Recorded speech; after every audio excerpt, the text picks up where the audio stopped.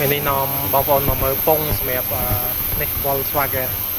08ម៉ាស៊ីនវាដូចជាមើលទំហំបាទ2ចុច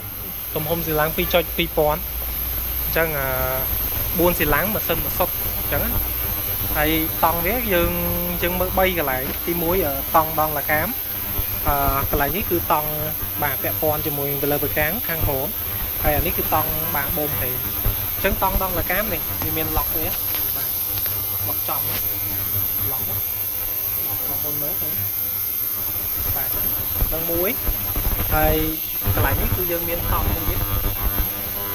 ចំហ្នឹងបាទមួយទៀតហើយខាងក្រោមប៉ូលីនេះគឺយើងមានតង់មួយទៀតតែបងប្អូនឃើញเป็นស្នាមបាទស្នាមស្នូតមួយហ្នឹងតង់ជាមួយនឹងបកោអានេះជាតង់របស់វាហើយតាមពិតវាមានធូលដែរប៉ុន្តែ